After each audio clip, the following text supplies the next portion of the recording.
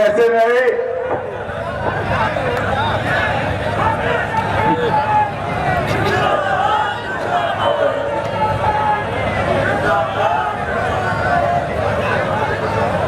ऐसे नहीं, जरा जोर से दिल्ली में मोदी जी को सुनाई पड़ना चाहिए। काशी क्षेत्र में भाजपा वाले इकट्ठा हुए हैं, बोलेंगे जोर से, किस और बोलिए, बोलेंगे। दोनों हाथ खड़ा कर मुट्ठी भींचकर मेरे साथ बोलिए, भारत माता की, भारत माता की। मंच पर उपस्थित उत्तर प्रदेश भारतीय जनता पार्टी के अध्यक्ष श्री केशव प्रसाद मौर्य जी, उत्तर प्रदेश के प्रभारी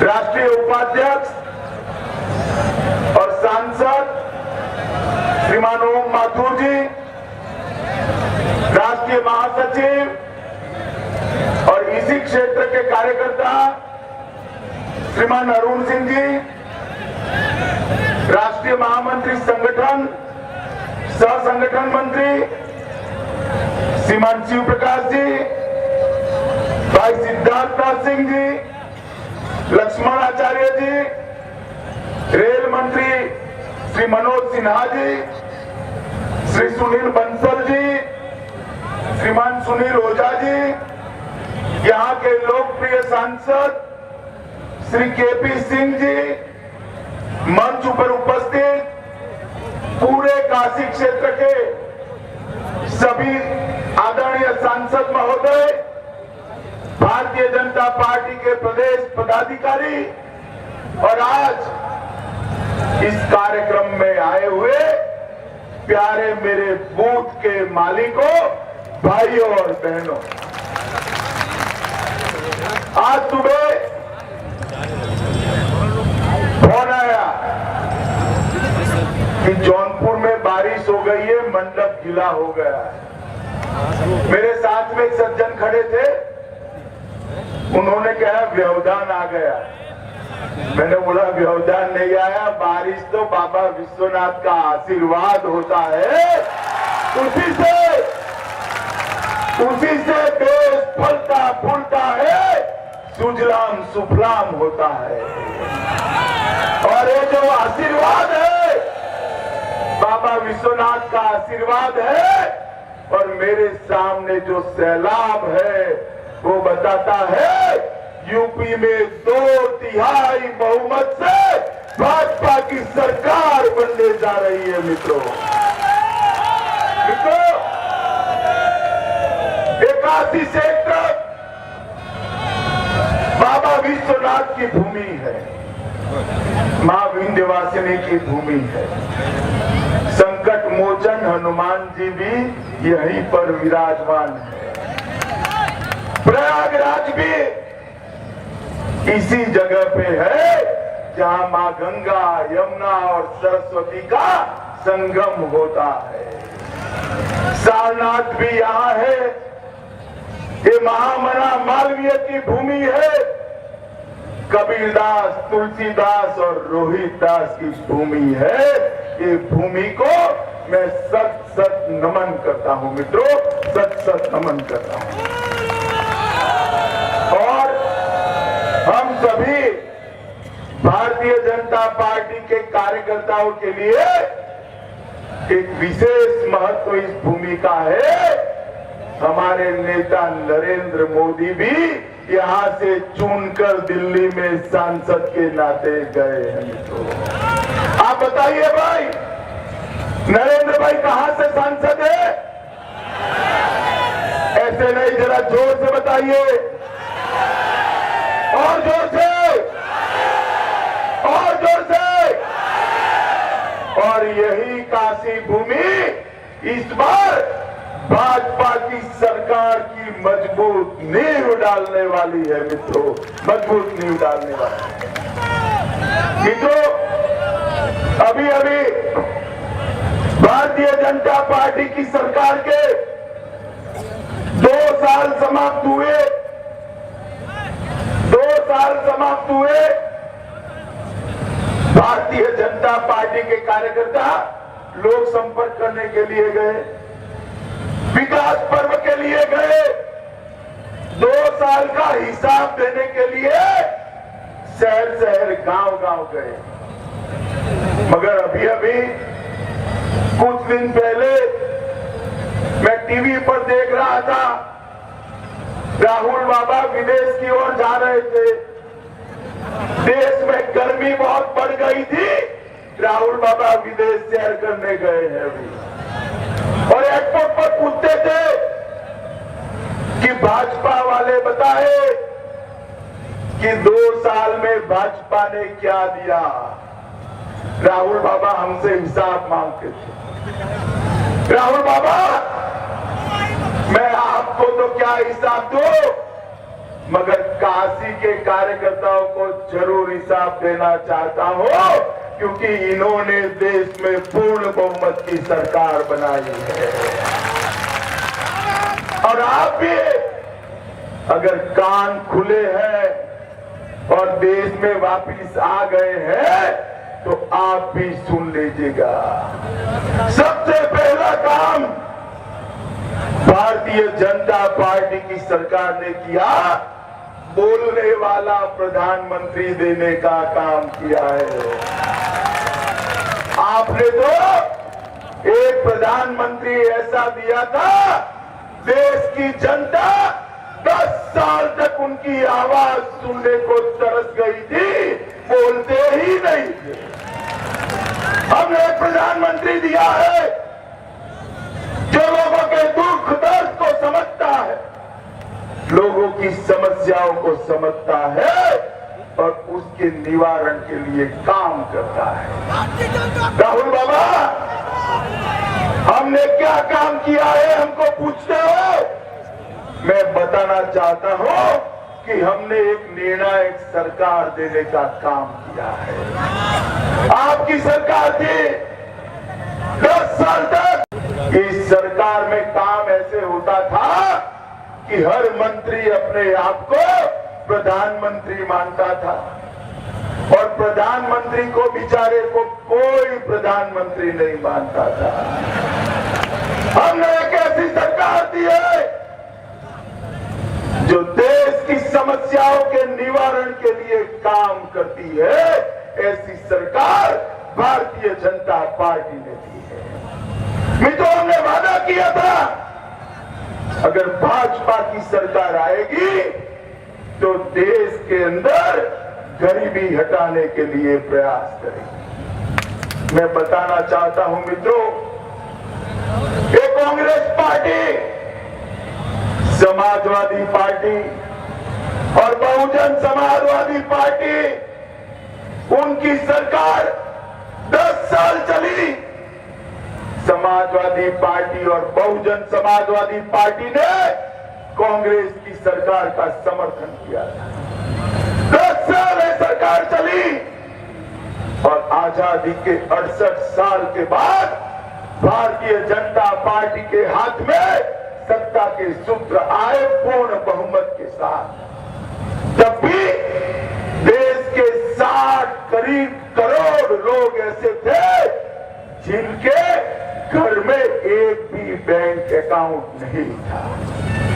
नरेंद्र मोदी सरकार ने 2 ही साल में 17 करोड़ से ज्यादा परिवारों के अंदर जनधन बैंक अकाउंट खोलने का काम पूरा कर दिया है।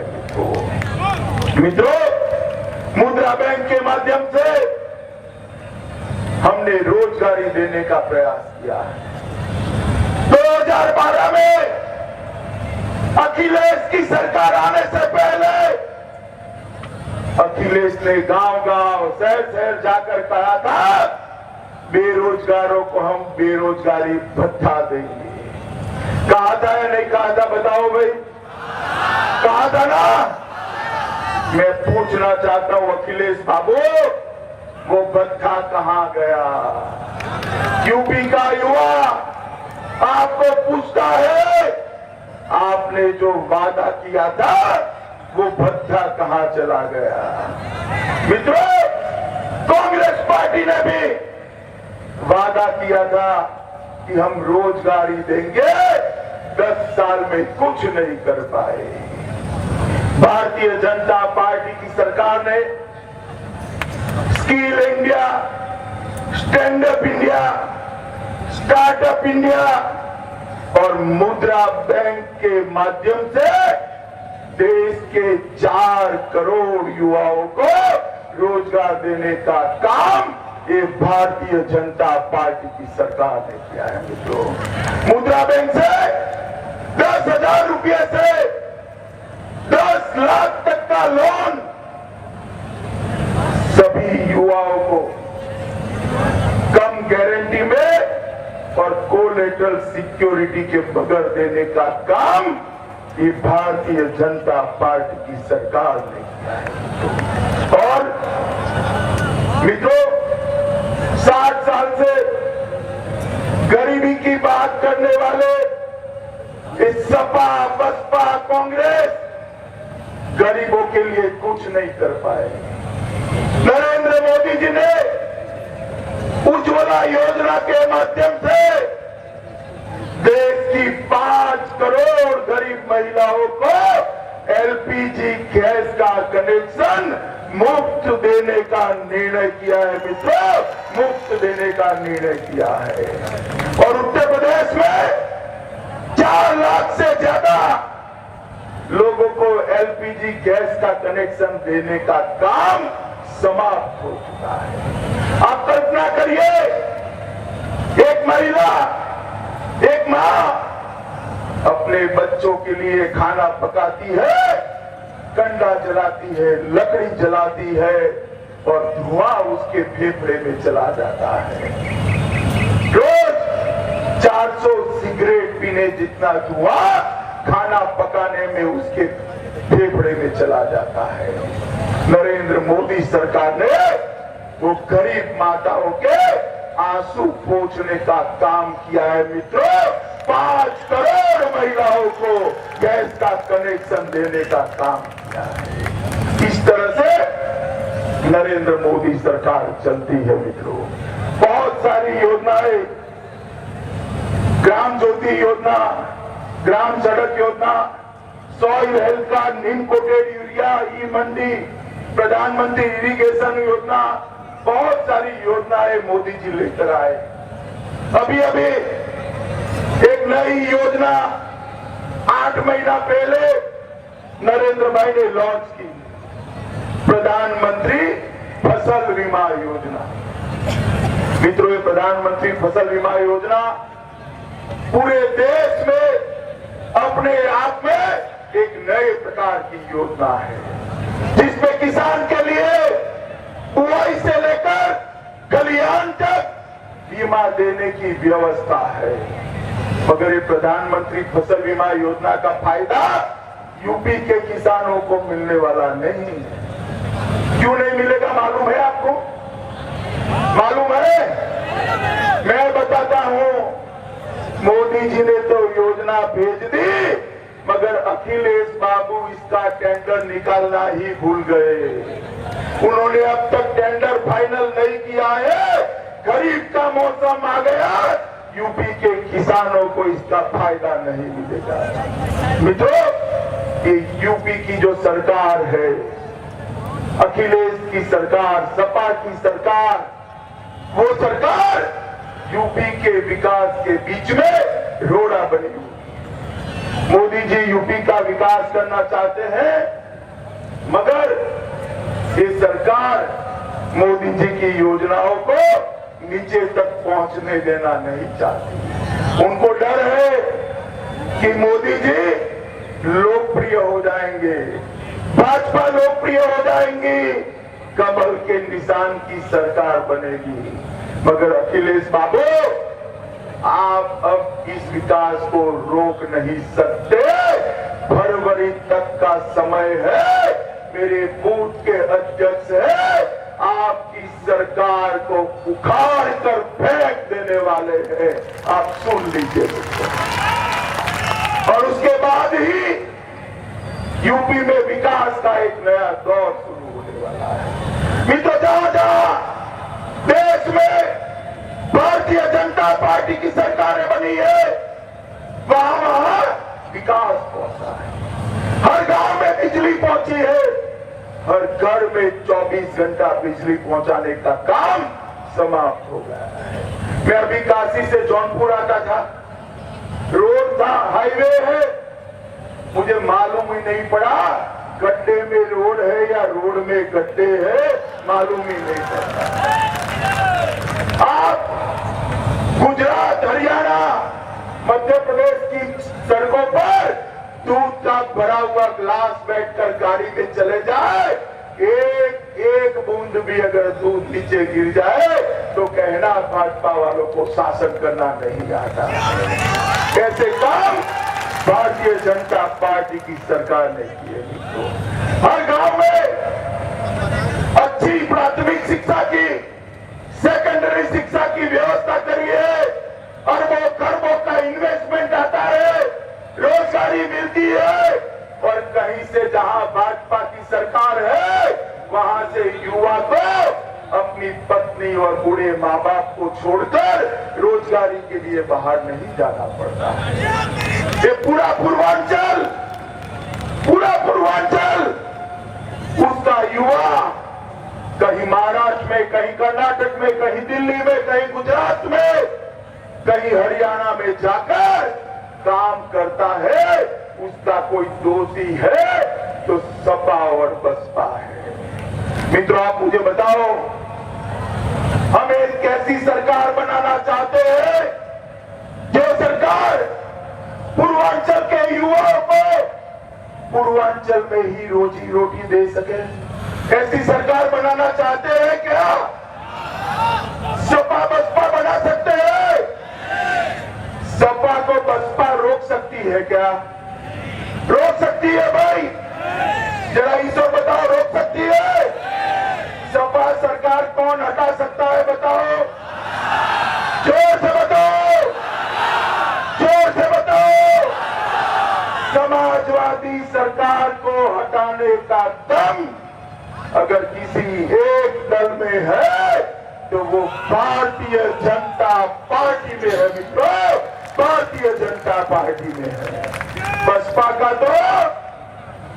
का तो हाल ये है कि हर रोज सैकड़ों लोग बसपा छोड़ रहे हैं। चुनाव आते आते बहन जी अकेली हाथी पर बैठी हुई नजर आएगी, आगे पीछे कोई नहीं होगा। मित्रों, सपा और बसपा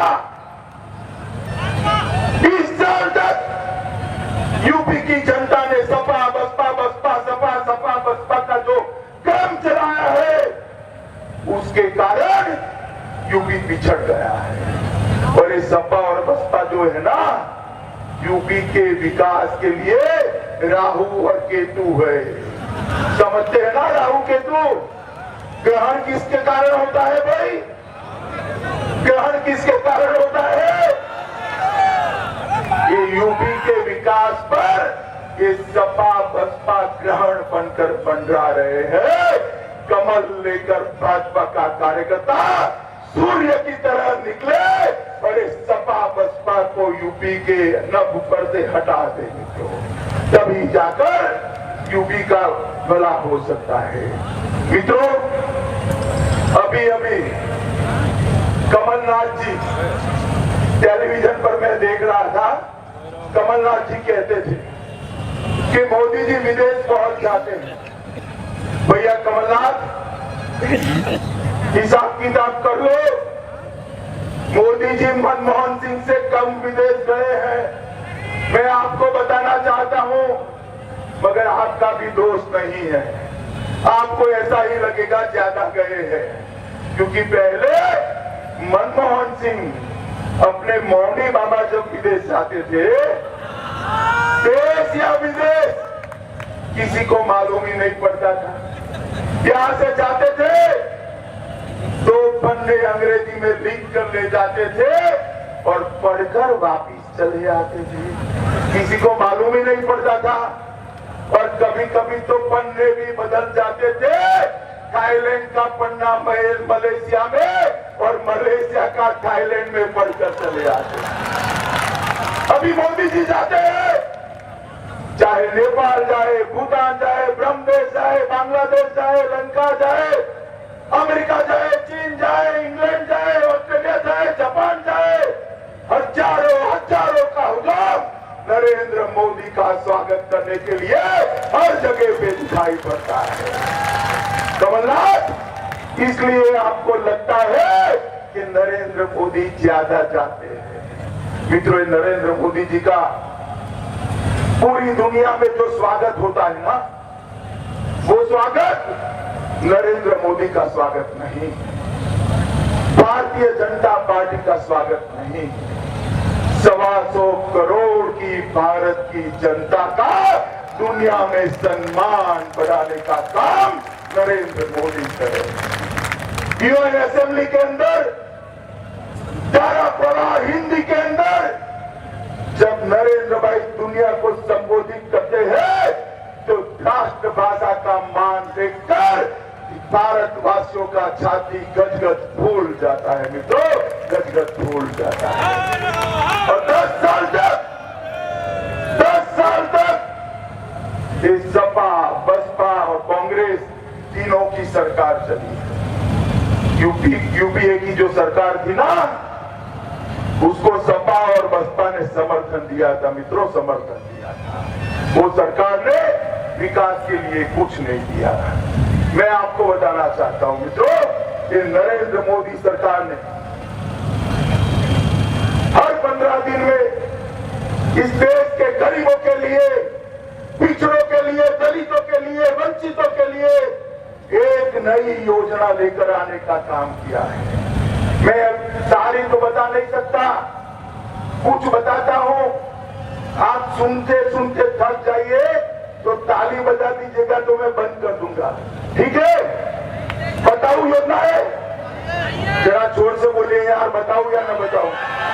पक्का?